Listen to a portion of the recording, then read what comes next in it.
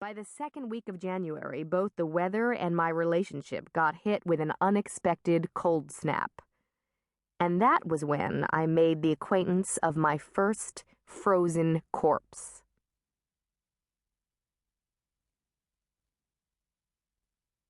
Chapter 1.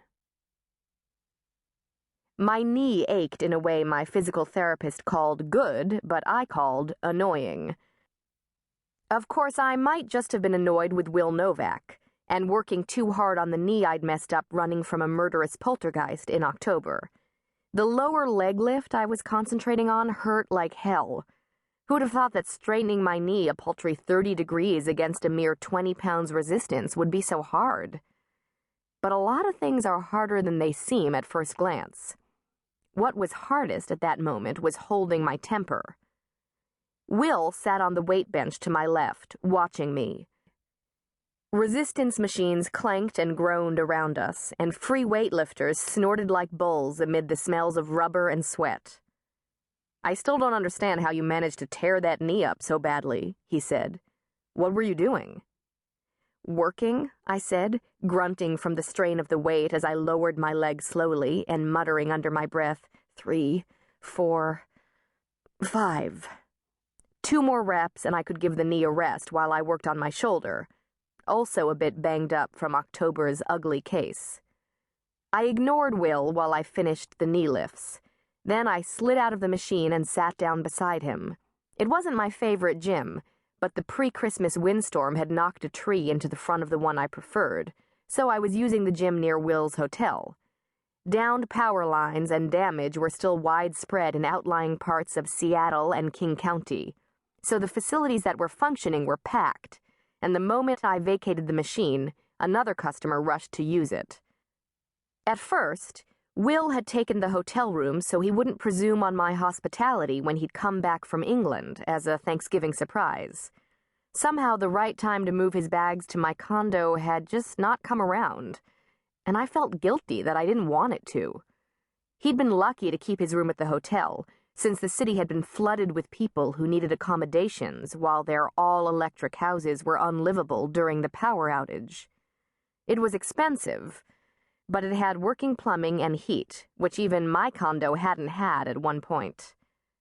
Right behind the wind and rain had come an epic cold snap, and the current daytime temperature hung 2 to 10 degrees below freezing.